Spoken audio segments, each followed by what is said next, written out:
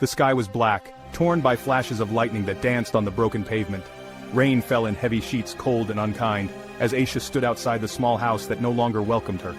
Her baby cried in her arms, tiny and helpless against the world's fury. Tonight was supposed to be a night of comfort, but it shattered her life instead. Her family, once her shelter, now turned their backs, closing the door with a finality that echoed louder than the thunder. Aisha's husband had died just weeks before. Grief hung around her like a heavy blanket, but nothing prepared her for this, being cast out by those she trusted most. In their eyes, she had become a burden, her newborn, a reminder of sorrow and financial strain. Their voices, once loving, were now sharp with rejection. She begged through tears, pleading for just one more night, but their hearts were sealed. She took her first steps into the unknown, clutching her child tighter, feeling the chill seep into her bones. Every raindrop seemed to mock her pain. The world felt vast and indifferent, and yet, Aisha's heart beat fiercely with the will to survive. She whispered to her child, promising she would find a way, even as despair threatened to drown her hope. That night Aisha became invisible to those who once called her family. But fate, though cruel now, was already weaving a different plan, a path she could never have imagined. The days that followed were a blur of hunger, exhaustion, and fear. Aisha wandered the streets, searching for shelter, food, and kindness. Each morning she woke on cold park benches, holding her baby close, shielding him from the biting wind. The city was loud and uncaring, filled with faces that looked away when she approached. Her pleas for help often met with suspicion or outright scorn. At night her thoughts spun with worry. Would her child survive the cold? Would she find food tomorrow? Her body grew weak, but her resolve only hardened. She knocked on the doors of distant relatives, friends, and even strangers. Some offered stale bread or a coin, but never a home. Some simply turned her away without a word, their eyes blank, their hearts closed. Aisha sold what little she had, her jewelry, her wedding bangles, just to buy milk for her child. Hunger gnawed at her, but she always fed her baby first. Each day felt heavier than the last, but she pushed on, driven by a mother's love. There were moments when despair almost won, when tears fell silently as the city bustled around her. Still, Aisha refused to give in to bitterness. Deep inside her, a small flame flickered. She told her child stories of hope and courage, even as her own faith wavered. She believed, somehow, that this was not her ending, but the beginning of something no one could see yet. One chilly morning, as Aisha sat outside a bustling market, a woman in her 50s stopped beside her. Unlike the others, she did not look away. She knelt beside Aisha, her eyes kind but sharp, taking in the situation with quiet understanding. She offered Aisha not just food but conversation, a simple act that felt like a lifeline. The woman's name was Mrs. Ansari. She owned a small, struggling tea shop nearby. Instead of pity, she saw potential in Aisha. "I can give you work, not charity," she said gently. "Help me in my kitchen, learn, earn, feed your child." For the first time in weeks, someone saw Aisha not as a burden but as a person with worth. Aisha's hands trembled as she accepted the offer. She began by washing dishes, sweeping floors, and helping prepare simple meals. The days were long, the work hard, but her heart felt lighter. Mrs. Ansari taught her how to make tea and cook snacks, and let her bring her baby to the shop. The steady work, the warmth, and the dignity of earning changed something inside Aisha. Each evening as she counted her small wages, she felt gratitude. She was no longer invisible. She had a chance, a small, precious chance, to rebuild her life. In Mrs. Ansari's kitchen, Aisha discovered more than just recipes. She found a family. The older woman became a mentor, guiding her with patience and tough love. Aisha learned to balance spices, knead dough, and greet customers with confidence. Soon, she was trusted to run the shop whenever Mrs. Ansari was away. Customers noticed her warmth and her talent for making food that felt like home. The shop's regulars started asking for Aisha's special dishes. She experimented with family recipes, adding her own twist. Mrs. Ansari encouraged her to try, to fail, and to learn.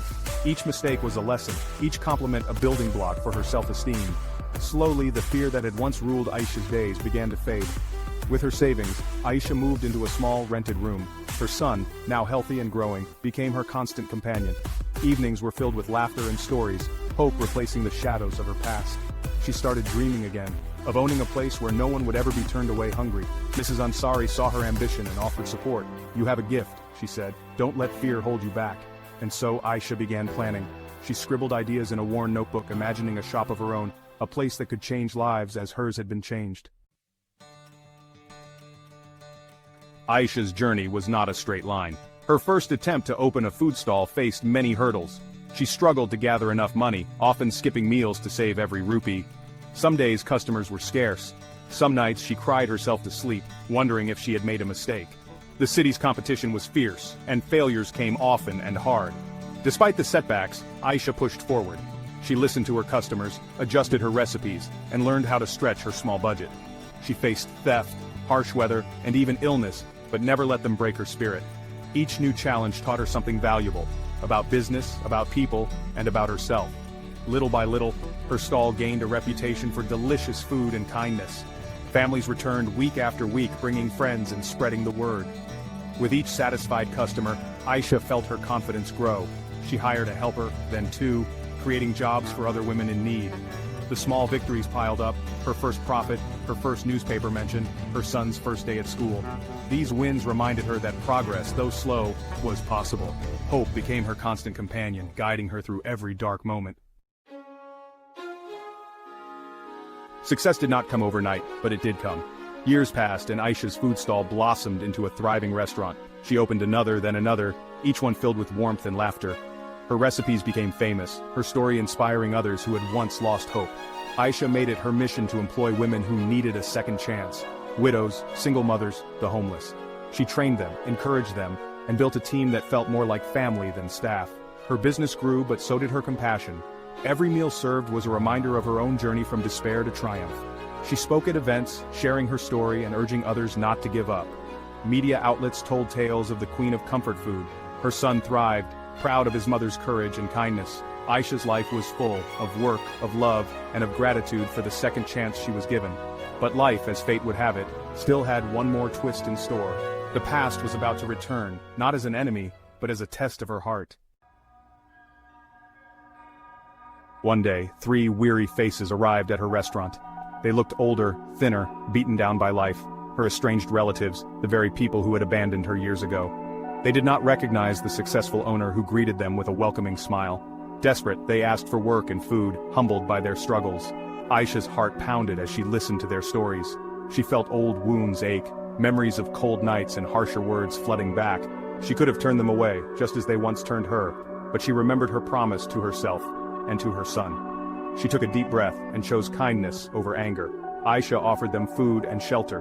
When they finally recognized her, tears flowed. Tears of regret, shame, and longing for forgiveness. She did not scold or seek revenge. Instead, she simply said, "We all need help sometimes. This is my chance to give back what I once wished for." Her act of compassion healed old wounds, not just for her family, but for herself. She felt lighter, her heart full. The cycle of pain was broken, replaced by understanding and love. Aisha's story became a beacon of hope for all who heard it, a living proof that forgiveness is the strongest force of all. And so Aisha's journey came full circle. She had risen above hardship, transformed by the kindness she received and the kindness she chose to give. Her legacy was not just a business, but a testament to the power of resilience, love, and the grace of forgiveness. What's something people don't know about stories? They never truly end. There's always a new adventure waiting for you. Just pick your next tale and I'll meet you there. Subscribe to the Story Circle and let me know which story I should tell next in the comments.